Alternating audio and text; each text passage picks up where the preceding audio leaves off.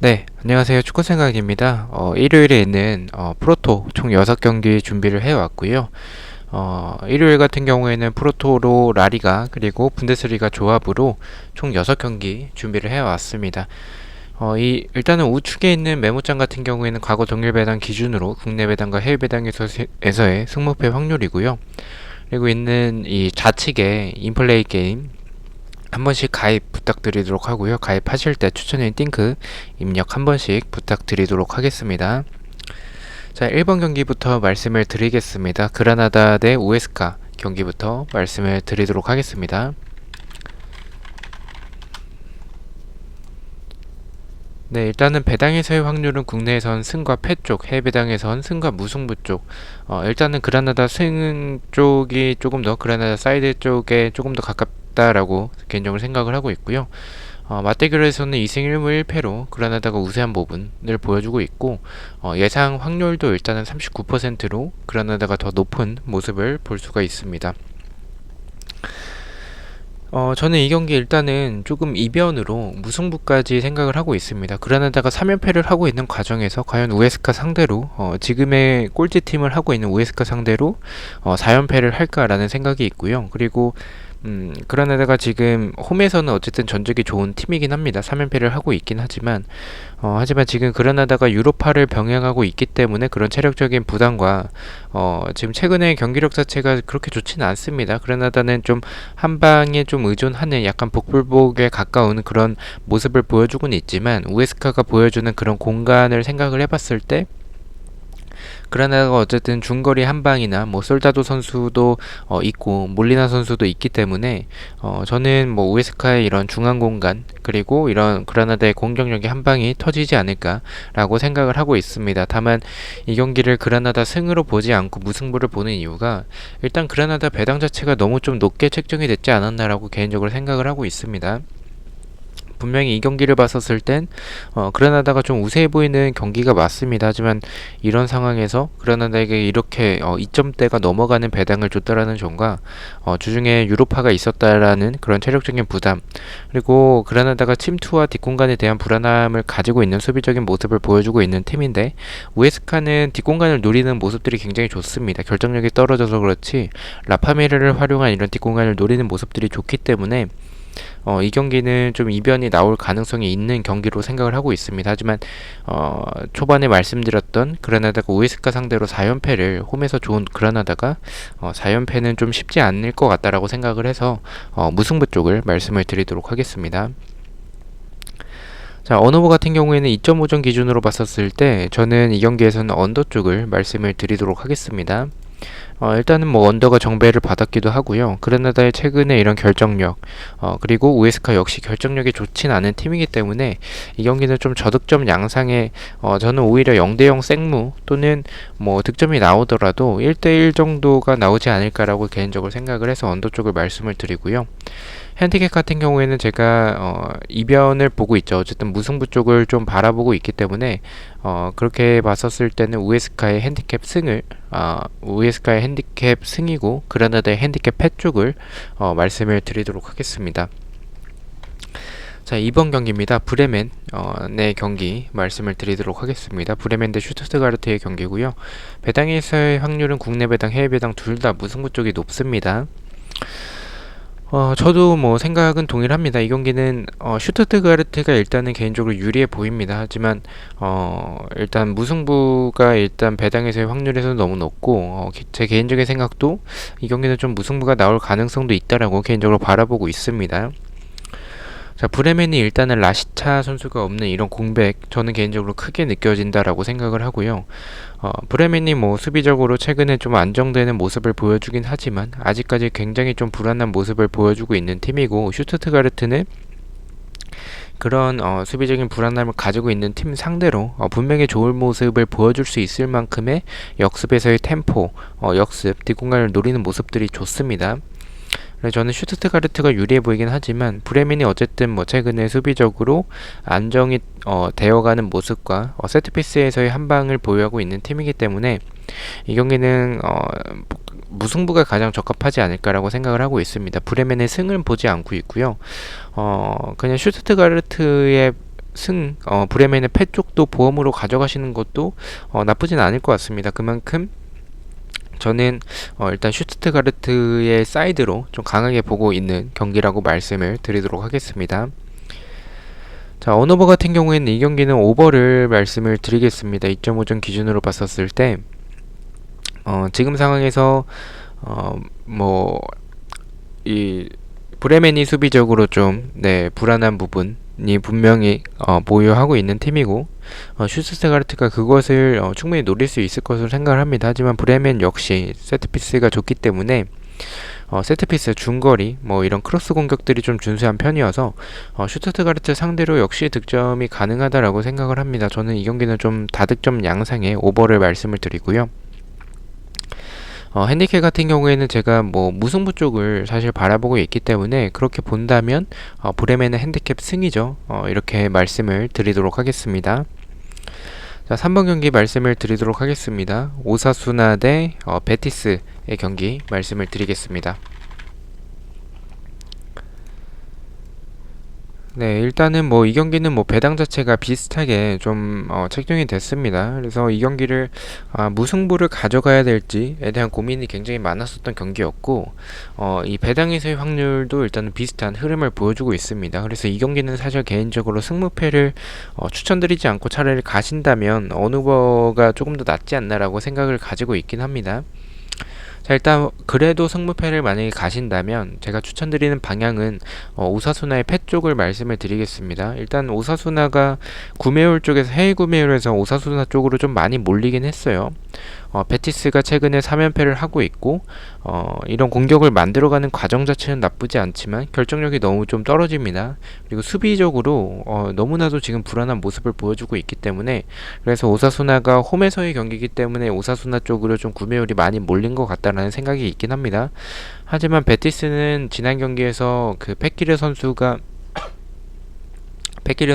복귀를 했고 뭐 수비적으로는 미드필더 자원들이 좀 수비에 가담을 좀 많이 못 해주죠. 왜냐면 호아킨 선수가 있기 때문에 아무래도 나이가 한국 나이로 거의 40세인 것으로 알고 있는데 어쨌든 뭐 그렇게 좀 나이 많은 선수가 있다 보니까 그런 기동력적인 부분에서 조금 떨어지긴 합니다.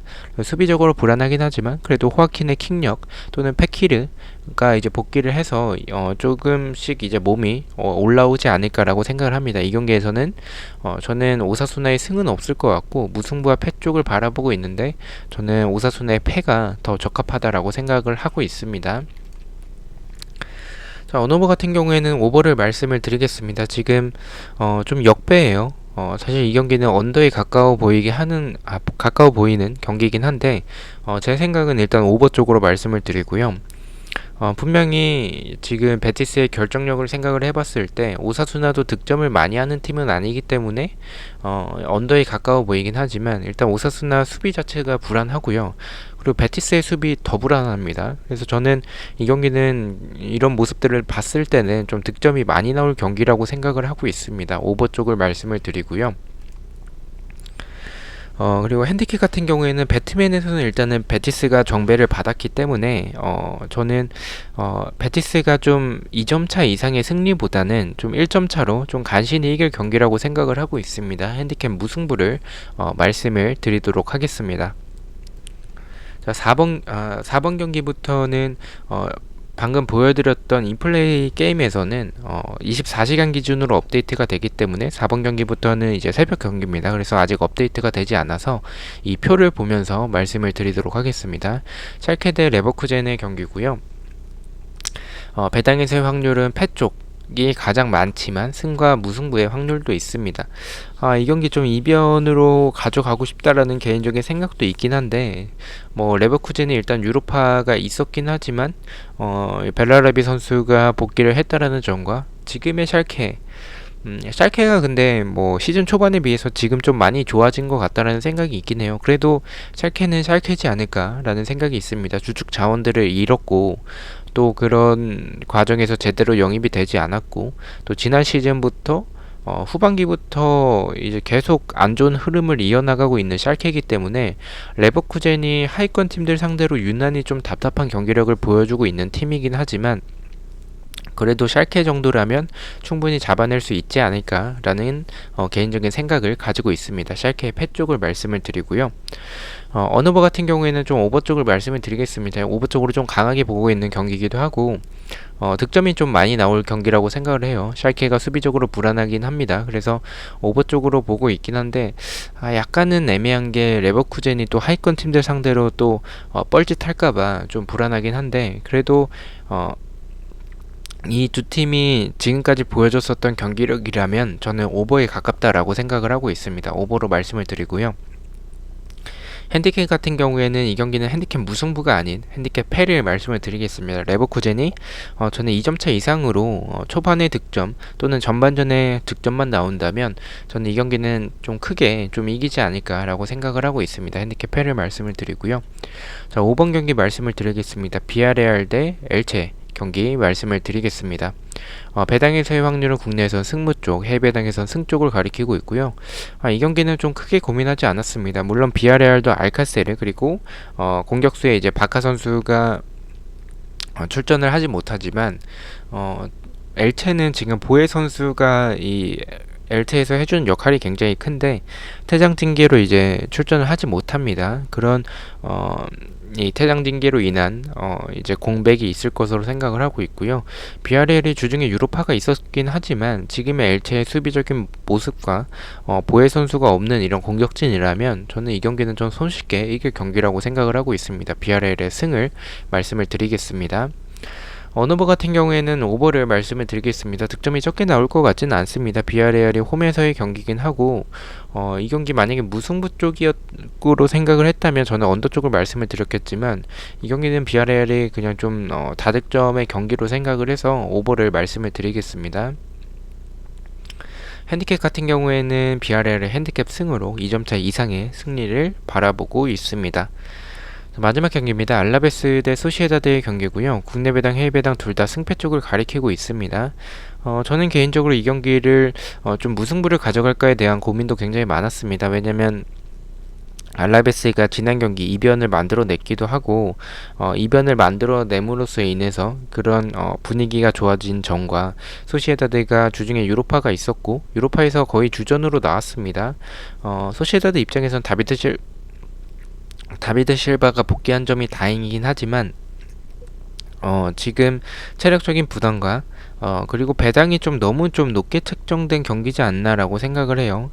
지금 알라베스와 소시에다드의 이런 최근의 경기력을 봤었을 땐 알라베스가 그런 이 역습을 노리고 뒷공간을 노리는 모습들은 좋지만 소시에다드가 리그에서 보여준 이런 막강한 모습이라면 한 1.5점대 많아야 1.6점대 배당을 받아야 되지 않았나라는 생각이 드는데 굉장히 높게 좀 책정이 돼서 그런 부분 생각을 해본다면 무승부에 좀 가깝다라고 생각을 했는데 배당에서의 확률이 일단은 승패 쪽으로 좀 나뉘고 있고 알라베스가 어쨌든 뭐 수비적으로 봤을 때 라인이 낮은 팀은 아니기 때문에 뒷공간에 대한 불안함을 가지고 있는 팀이어서 다비드 실바가 존재하면 그래도 저는 소시에다드가 이 경기 잡을 수 있을 것으로 생각을 하고 있습니다. 알라베스의 패를 말씀을 드리고요.